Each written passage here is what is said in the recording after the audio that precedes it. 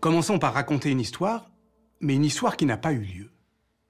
En octobre 1860, des jonques chinoises impressionnantes remontent la Tamise pour châtier l'Empire britannique. Ils vont mettre la reine Victoria à genoux, ils vont brûler son palais, ils vont bombarder Londres et désormais, c'en est fini de la suprématie britannique.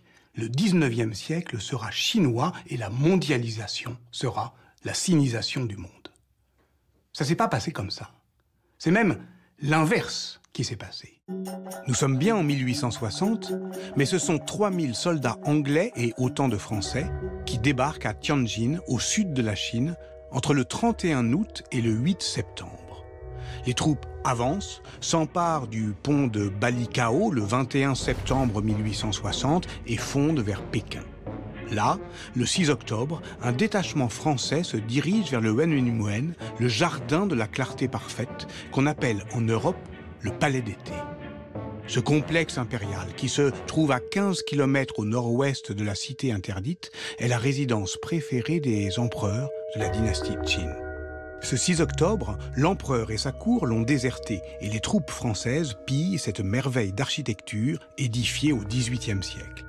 Quelques jours plus tard, le 19 octobre, les 200 bâtiments de ce vaste complexe palatial qui s'étend sur plus de 350 hectares sont méthodiquement détruits par le feu. Qu'est-ce qui s'est passé en octobre 1860 ? Pour les Français, comme pour le corps expéditionnaire anglais, c'est un sac, un peu carnavalesque. On en revient avec des souvenirs, avec un peu grisé par la violence de l'événement, avec sans doute un peu de gloriole et bientôt pas mal de honte. Mais la honte, pour les Chinois, elle est terrible, elle est cuisante. Voilà la véritable histoire, celle qui a eu lieu, celle que raconte ce film de Li Han-xiang en 1983. Mais comment réaliser l'ampleur d'une telle catastrophe ? Du Wenminwen, ce symbole fastueux d'un immense empire, le plus vieux et le plus puissant du monde, il ne reste presque plus rien. Ce jour d'octobre 1860, ce sont deux mondes qui se sont affrontés, irrémédiablement. Mais la dissymétrie des mémoires de cet événement nous empêche d'en faire une histoire à parts égales. Pour les Européens, c'est un épisode de la conquête impérialiste du marché chinois. Pour les Chinois, ce qui a eu lieu ce jour, c'est un coup d'arrêt net dans l'histoire de la Chine. Le Wenminwen détruit. Ce palais a la dimension d'une ville, pas d'une ville en fait, d'un monde. Ce microcosme de la Chine ancienne, où d'une certaine manière se reflétait ce rêve universaliste de l'Empire. Ce palais détruit, entièrement détruit. C'est, pour les Chinois, incompréhensible. C'était imprévisible. En réalité, c'est inimaginable. Parfois, en histoire, on croit comprendre un événement, mais on en méconnaît l'échelle. Il faut imaginer que le Wenminwen, c'est 5 fois la cité interdite, c'est 8 fois le Vatican.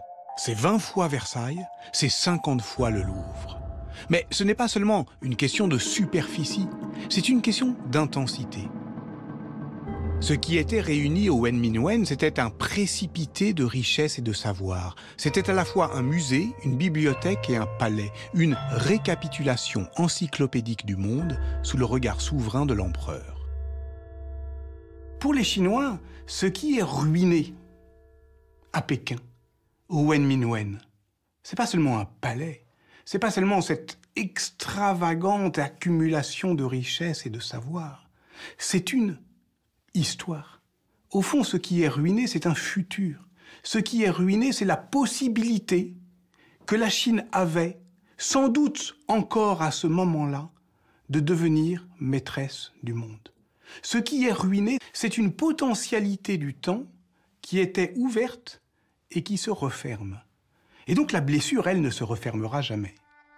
Au XVIIIe siècle, la Chine concentre près de 30% de la richesse mondiale. Elle a alors tous les atouts économiques et l'ambition politique pour accomplir ce que l'Europe a réalisé, c'est-à-dire l'occidentalisation du monde à son seul profit. rien ne s'opposait encore à ce que la mondialisation prenne la forme de la sinisation du monde.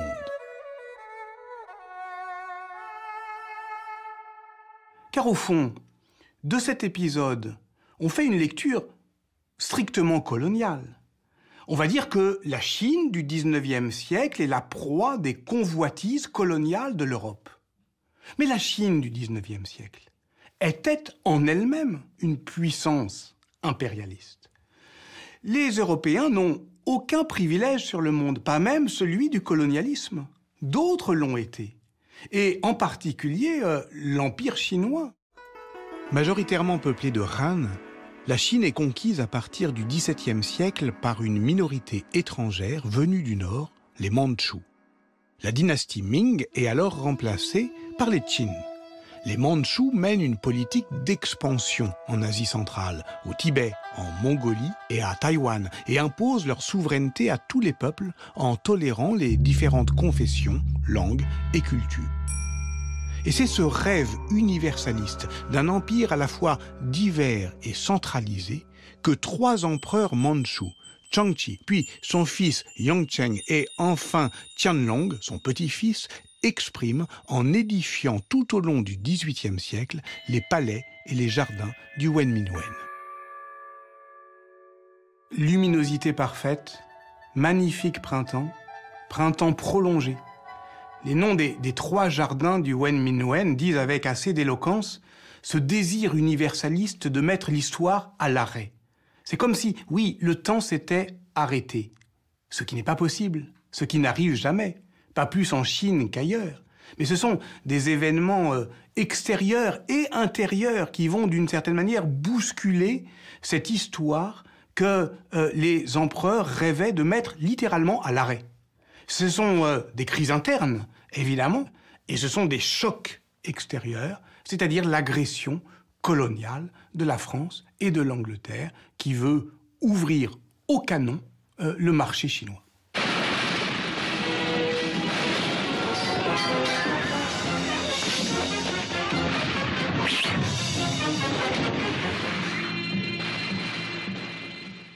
Ce qui va déclencher le feu des canons français et anglais, c'est une fleur. Cette fleur qui ressemble au coquelicot, c'est le pavot. Et le suc qui s'en écoule, c'est de l'opium. Cette drogue aux vertus thérapeutiques, ce sont les Britanniques qui la produisent en Inde. Ils en ont le monopole de la commercialisation, ils en sont, pourrait-on dire, les dealers. Et pourquoi ? Parce qu'ils ont tout simplement besoin d'équilibrer leur balance des paiements, la balance commerciale avec la Chine. Parce qu'eux aussi sont drogués, ils sont drogués au thé. Il faut beaucoup de thé, beaucoup de soie, beaucoup de porcelaine. Et tout ce qu'ils produisent, eux, ça n'intéresse pas les Chinois. Pour ne plus avoir à payer comptant tous ces produits dont ils raffolent et tenter d'enrayer l'hémorragie d'argent métal qu'ils y engloutissent, les Anglais vont se lancer dans le trafic de cette drogue qu'ils écoulent illégalement par bateau entier dans le port de Canton. Cette monnaie d'échange, miraculeuse pour les Anglais, va produire la ruine de l'empire des Qing. Cet opium déferle sur la Chine et les mandarins horrifiés l'appellent la boue des barbares. C'est comme si l'Europe déversait sur la Chine ce qu'elle avait de pire. Et donc, par conséquent, pour les Chinois, évidemment, il y a là un scandale. Et peut-être l'entend-on aujourd'hui encore. C'est un scandale. C'est effectivement une manière de s'imposer à un marché extérieur qui est réellement honteuse. La Chine tente de résister à cette invasion. Mais le mal est fait. Les effets délétères de l'opium sur l'économie et la société chinoise sont fulgurants. En 1839, 20 000 caisses d'opium qui arrivent dans le port de Canton sont confisquées par les Chinois. C'est l'occasion qui est saisie par l'Angleterre pour déclencher la première guerre de l'opium. Les combats dureront 2 ans, à l'issue desquels les Britanniques, vainqueurs, contraignent les Chinois à signer à Nankin un traité de paix inégal. Cette façon d'ouvrir les portes du marché chinois de force, c'est ce qu'on va appeler la diplomatie de la canonnière.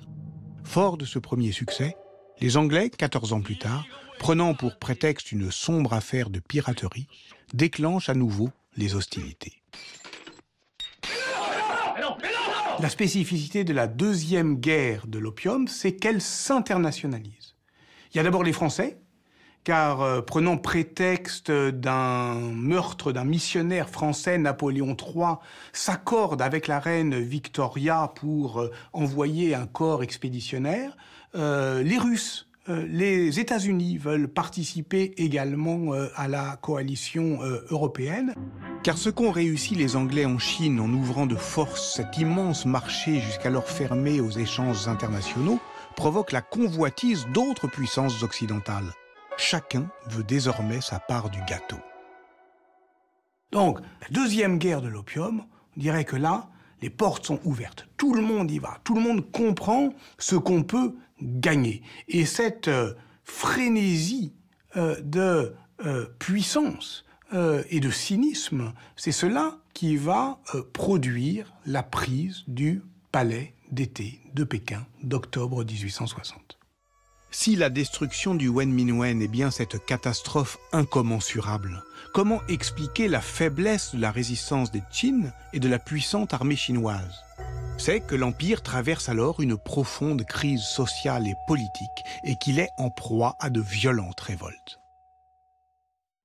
En 1851, un instituteur de Canton qui se nommait Rong Xiuquan prend la tête d'un mouvement politique de contestation à la fois mystique, moral et révolutionnaire qu'on appelle la révolte des Taiping. Il se présente comme le frère cadet du Christ et il veut imposer un royaume parfait fait d'austérité mais aussi de réformes politiques et de partage des terres. Ça va provoquer une effroyable guerre civile. Pendant 14 ans, les empereurs Qing sont d'une certaine manière confrontés à cette épouvantable guerre civile dont on dit qu'elle va occasionner entre 20 et 30 millions de morts. Donc le hors-champ de cet événement, c'est ça. La prise du palais d'été s'inscrit donc dans la révolte des Taiping. Et si elle sanctionne la deuxième guerre de l'opium, elle se déroule elle-même en 2 temps. Le premier moment est français et plutôt improvisé. Une fois aux portes de Pékin, les soldats tergiversent. Faut-il prendre la cité interdite, ce lieu de pouvoir protégé par de hauts murs et qui grouille de vie, ou poursuivre quelques kilomètres plus loin, vers la résidence d'été préférée des empereurs, mais dont ils ne savent pas grand-chose? Au fond, les Français n'ont pas une idée très claire de ce qu'ils vont trouver en ouvrant les portes du Wen Minwen. Ils n'en ont pas de représentation, ils n'en ont pas d'image, ils n'ont pas de but de guerre. Tout va être improvisé, incertain, hasardeux. Et cette première scène, elle est extraordinaire parce que c'est une sorte de charivari sauvage et grotesque. Passé la stupeur, dans un sentiment mêlé d'effroi et d'admiration, les Français s'abattent sur cette accumulation extravagante et indescriptible d'objets et de richesses. Poussant des hurrahs, se cognant, trébuchant, se relevant, ils saisissent à pleine main des colliers de perles, des rubis et des fourrures qu'ils cachent dans leurs poches et leurs képis. D'autres emportent parures impériales, sceptres, armes et pendules. Le pillage prend vite un tour carnavalesque. Certains se déguisent en femmes, d'autres en mandarins. Et ce qui ne peut être emporté est brisé. Il y a quelque chose sur lequel notre compréhension occidentale, européenne, bute. C'est pourquoi tant de richesses étaient à ce point offertes ou d'une certaine manière vulnérables. Pourquoi personne ne les défend? Mais peut-être parce que ce qui les défendait vraiment, ces richesses, c'était de la sacralité. Et cette sacralité, les Français ne la reconnaissent pas, ils ne la respectent pas. Ils sont effectivement ce que les Chinois disent qu'ils sont, c'est-à-dire des barbares incultes. Le deuxième temps du sac est anglais et mûrement réfléchi. Le 18 octobre, ordre est donné de tout brûler. 5000 soldats s'y attellent, méthodiquement, pendant 2 jours et 2 nuits. Et tout flambe. L'aumônier du corps anglais félicitera les troupes d'avoir fait du bon travail. Qu'est-ce que c'était que le travail à accomplir? C'était un travail d'humiliation. Il s'agissait de punir, de détruire, pour faire payer la Chine. Qu'elle paye son affront. C'est cela le travail. C'est un travail sur la mémoire. Là, en l'occurrence, oui, c'est un bon travail. Et c'est un bon travail parce que, d'une certaine manière, même en Europe, il ne rencontre pas d'opposition, très peu d'indignation. Est-ce à dire qu'il ne reste plus rien aujourd'hui de l'ancien palais d'été? Il est pourtant mentionné dans les guides et sur les cartes de Pékin. Et le touriste qui souhaite s'y rendre est conduit ici, à quelques kilomètres au nord-ouest de la cité interdite, au bord de ce lac. Là, il découvre un complexe palatial, des jardins impériaux, des palais, des pagodes, des temples, des pavillons, un bateau de pierre, des collines, des lacs, des jardins et des plantations d'essence et de bois rares. Mais ce site impérial qu'il visite, qu'on appelle le nouveau palais d'été, n'est pas le Wen Minwen, ni d'ailleurs sa reconstruction.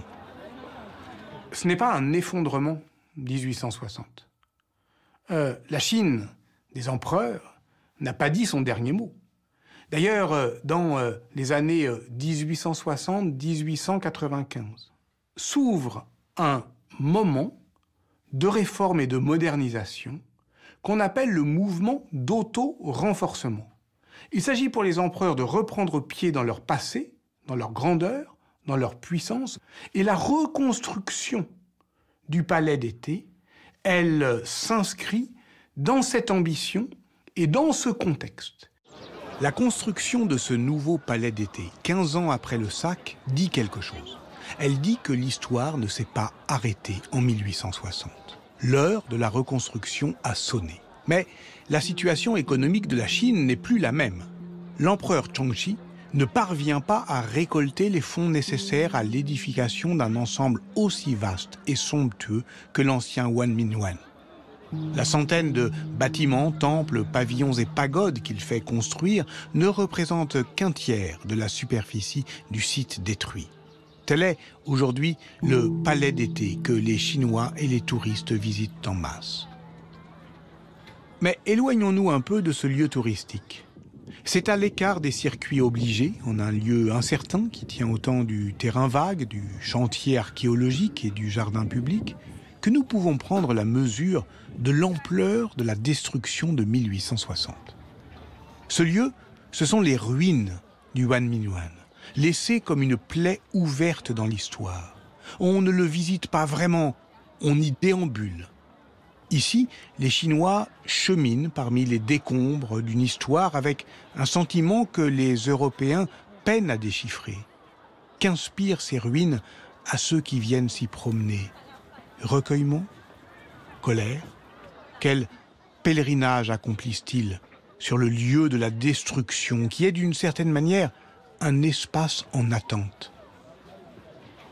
Il faut comprendre que les Chinois n'ont pas la culture des ruines que les Européens ont développée depuis le XVIIIe siècle et qui marquent leur rapport au passé.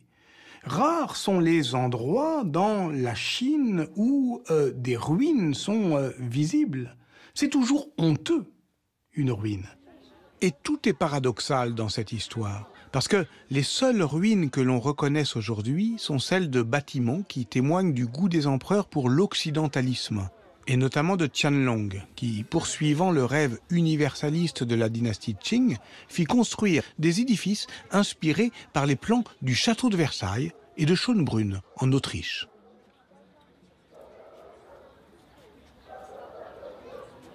Le Wen Minwen était, dit Victor Hugo, une construction inimaginable. Ça veut dire que ça ne peut pas faire image. Ça veut dire qu'on ne peut pas l'imaginer. Et pourtant, on a quand même une image survivante, une image malgré tout. Une image infiniment précise et précieuse, qui est un album de peinture sur soie datant du XVIIIe siècle, conservé dans les collections de la Bibliothèque nationale de France depuis 1862. Pierre Singaravelou, historien de l'Asie, nous en parle. C'est un album composé de 40 vues de l'ancien palais d'été. Il a été commandé par Qianlong et réalisé par 2 artistes de sa cour en 1744. C'est la seule description aujourd'hui disponible de l'ancien palais d'été. Alors, son objectif est simple, il s'agit de représenter l'indescriptible, c'est-à-dire une représentation en miniature du monde tout entier et de faire passer un message politique, celui de la domination de Qianlong, en l'occurrence, sur le reste de l'univers. C'est aussi, pour l'empereur, une façon de représenter dans cet album, comme dans cet immense palais, une réplique de la Chine en miniature. Ces différentes régions extrêmement variées, ces montagnes majestueuses, ces grands fleuves. Et cet album traduit une sorte d'hétérotopie, c'est-à-dire une utopie en actes, la volonté pour les empereurs Qing de s'approprier leur empire et de le contrôler symboliquement. Et donc, il y a la volonté chez Qianlong de pouvoir posséder dans ses propres appartements privés une réplique miniature de ce palais lui-même, copie miniature du monde entier. Il n'y a pas que l'album de Qianlong à se trouver dans des collections étrangères. Combien d'objets chinois issus de ce sac sont-ils dans les musées et dans les collections privées ? Un rapport de l'UNESCO avance le chiffre d'1 million d'objets répartis dans une 50aine de musées autour du monde. En 2016, l'Académie des vestiges culturels chinois estime, elle, à 10 millions les œuvres dispersées dans les collections publiques et privées. En réalité, on n'en sait rien.